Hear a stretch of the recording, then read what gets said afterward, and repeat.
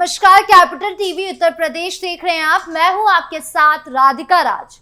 आज special story में बात होगी महाकुंभ की। लगातार महाकुंभ को धमकियां मिल रही हैं। जिस तरीके से महाकुंभ को लेकर सियासत तेज है वो अलग ही विषय है, लेकिन महाकुंभ को धमकियां मिलना जहां करोड़ों लोगों का जमावड़ा लगने वाला है वो एक गंभीर विषय है। हालांकि सुरक्षा बल तैनात है, लेकिन फिर भी धमकियां मिलने का सिलसिला थमने का नाम नहीं ले रहा है। तो क्या है पूरा मामला, बताएंगे आपको विस्तार से।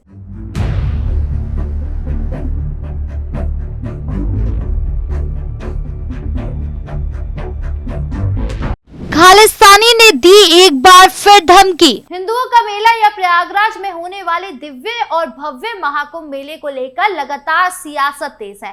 साथ ही साथ महाकुंभ को धमकी मिलने का सिलसिला थमने का नाम नहीं ले रहा है। दरअसल खालिस्तानी गुरपंतवंत सिंह ने एक बार फिर से महाकुंभ को लेकर धमकी दी है। खालिस्तान समर्थक आतंकी गुरपंतवंत सिंह पन्नू द्वारा महाकुंभ को निशाना बनाने की धमकी के बाद बरेली जिले में सुरक्षा व्यवस्था कड़ी कर दी गई है। पीलीभीत में खालिस्तानी आतंकियों के एनकाउंटर और इसके बाद मिली खुफिया जानकारी के आधार पर जिले की सीमाओं पर अलर्ट जारी किया गया है। एसएसपी अनुराग आर्य के निर्देश पर उत्तराखंड और पीलीभीत सीमा से सटे इलाके में सुरक्षा बढ़ा दी गई है। बरेली की सीमा उत्तराखंड और नेपाल से सटे पीलीभीत जिले से जुड़ती है। सुरक्षा के लिए बहेड़ी और शीशगढ़ में 10 प्रमुख स्थानों पर बैरियर लगाए गए हैं। 13 जनवरी से 28 फरवरी तक इन इलाकों में सघन चेकिंग अभियान चलाया जाएगा। खालिस्तान समर्थक संगठन सिख फॉर जस्टिस के प्रमुख गुरपंतवंत सिंह पन्नू ने अपने गुर्गों को 13 जनवरी से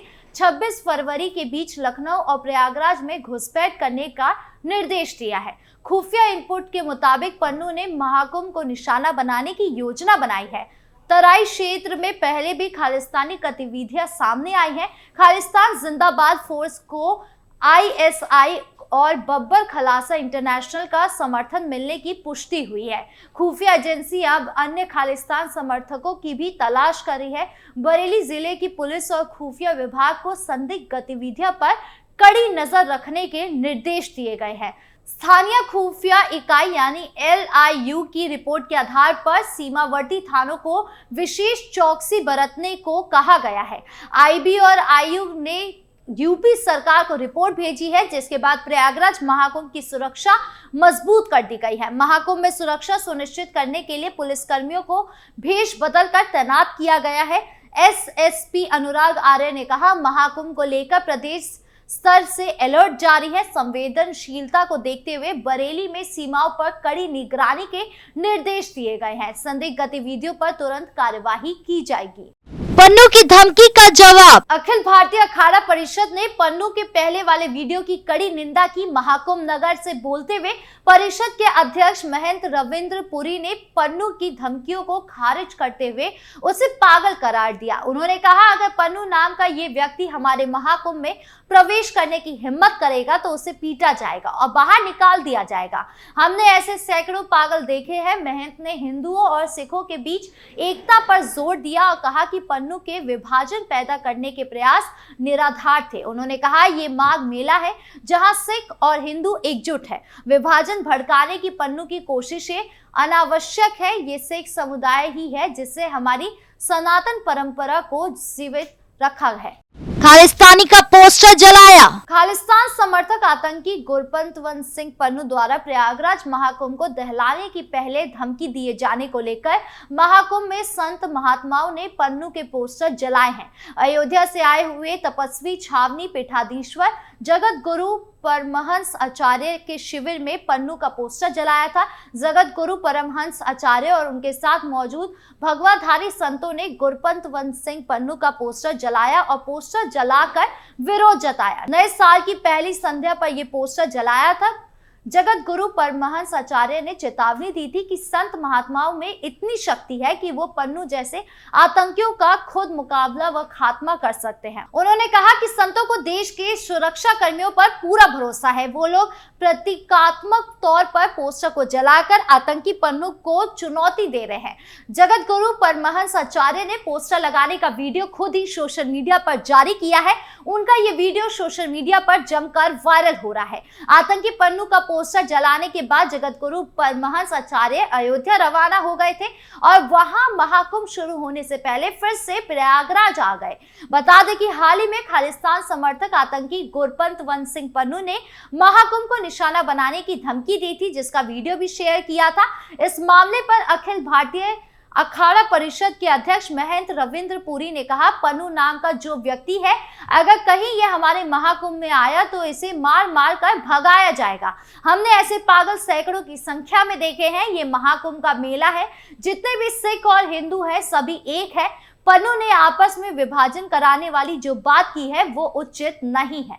सोशल मीडिया के द्वारा दी धमकी। कुंभ मेला सनातन धर्मावलंबियों के लिए बहुत महत्व रखता है। विशेष रूप से हरिद्वार, उज्जैन, नासिक और प्रयागराज में आयोजित होता है। त्रिवेणी संगम के रूप में प्रसिद्ध प्रयागराज में कुंभ मेले का आयोजन 13 जनवरी 2025 से 26 फरवरी 2025 तक होगा। इस बीच इस बार आतंकी हमले का साया भी है, जिसको लेकर यूपी पुलिस और सुरक्षा एजेंसियां अलर्ट है। इस क्रम में हाल ही में एक धमकी मिली थी कि 1 जनवरी को कुंभ मेले को बम से उड़ा दिया जाएगा और 1000 लोगों को मार दिया जाएगा। अब इस मामले में कार्रवाई करते हुए यूपी पुलिस ने पूर्णिया के एक युवक को गिरफ्तार कर लिया है।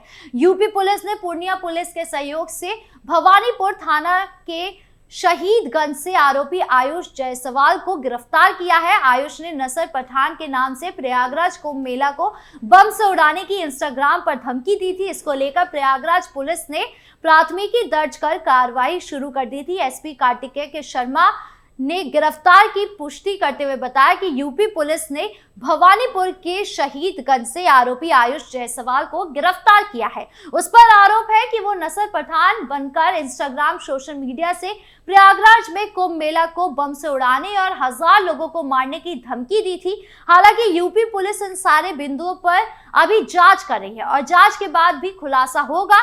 फिलहाल कानूनी कार्यवाही करते हुए यूपी पुलिस आरोपी को अपने साथ यूपी लेकर गई थी। बता दें कि पिछले दिनों नसर _कट्टर_ मिया अकाउंट से इंस्टाग्राम के माध्यम से प्रयागराज कुंभ मेला को बम से उड़ाने की धमकी दी गई थी। अब तक के पुलिस जांच में पाया गया कि ये इंस्टाग्राम अकाउंट आयुष जायसवाल का ही है, जो भवानीपुर थाना के शहीदगंज का निवासी है। फिलहाल पुलिस उसके आपराधिक इतिहास को खंगाल रही है। वहीं जानकारी के अनुसार इस धमकी के बाद आयुष जायसवाल अपने दोस्तों के साथ नेपाल चला गया था।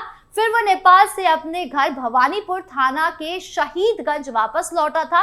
इस बीच कल देर शाम यूपी पुलिस ने उन्हें शहीदगंज से ही गिरफ्तार कर लिया। आयुष के परिजनों का कहना है कि उन्हें किसी ने फंसाया है। हालांकि धमकी के बाद उस अकाउंट को डिलीट कर दिया गया था, लेकिन सवाल उठता है कि आखिर आयुष के इंस्टाग्राम अकाउंट से किसने इस तरह की धमकी दी थी। धमकी के बाद वो अपने दोस्तों के साथ नेपाल क्यों भाग गया? क्या इसके पीछे कोई बड़ा षड्यंत्र है या आयुष ने जानबूझकर इस तरह की धमकी दी थी या उसके दोस्तों ने उसके मोबाइल से धमकी दी थी? फिलहाल सभी प्रश्न पुलिस जांच के दायरे में है। देखना यह होगा कि मामले पर आगे क्या कुछ खुलासा होता है। बीजेपी सांसद ने दी खुली धमकी। जहां एक तरफ महाकुंभ को धमकाया जा रहा है, वहीं दूसरी तरफ धमकी देने वालों को भी जवाब करारा मिल रहा है। दरअसल हाल ही में बीजेपी सांसद ने खुली धमकी दी है। बीजेपी विधायक टी राजा सिंह ने महाकुंभ को लेकर मुस्लिमों को धमकाया है। टी राजा सिंह ने प्रयागराज में होने वाले महाकुंभ की तारीफ की। उन्होंने कहा कि ये हर सनातनियों के लिए गर्व का विषय है। साधु संतों और सनातनियों को शुभकामनाएं। उन्होंने इस दौरान मुस्लिमों को लेकर भी विवादित बयान दिया। टी राजा ने कहा कि कुछ मुस्लिम कह रहे हैं कि जहां महाकुंभ हो रहे हैं वहां की 35 एकड़ जमीन वक्फ बोर्ड की है। भाजपा विधायक ने कहा कि बेटा, जब प्रयागराज की शुरुआत हुई उस समय तो तुम्हारी नस्लें भी पैदा नहीं हुई थी, तभी से यहाँ महाकुंभ का आयोजन हो रहा है। महाकुंभ जैसे पवित्र आयोजन पर कुछ मुस्लिमों की नकारात्मक टिप्पणी हिंदुओं को परेशान करने का प्रयास है। राजा सिंह ने आगे उत्तर प्रदेश के मुख्यमंत्री योगी आदित्यनाथ से अपील की कि कुछ लोग केवल 2 भाषाएं समझते हैं। इनकी पहली भाषा है बुलडोजर और दूसरी आप। इन लोगों को बुलडोजर की भाषा में जवाब दिया जाए ताकि महाकुंभ और बाकी धार्मिक आयोजन पर विवाद खड़ा करने वाले का दिमाग सही हो। महाकुंभ का इतिहास हजारों साल पुराना है। उस समय तो इस्लाम इस धरती पर आया भी नहीं था। अब एक बार फिर महाकुंभ को धमकी मिली है। ऐसे में देखना होगा कि योगी सरकार धमकी देने वालों पर बुलडोजर चलाते हैं या नहीं। आपको क्या लगता है, कमेंट बॉक्स में जरूर बताएं। वीडियो अच्छी लगी हो तो लाइक शेयर करें और चैनल को सब्सक्राइब करना ना भूलें। नमस्कार।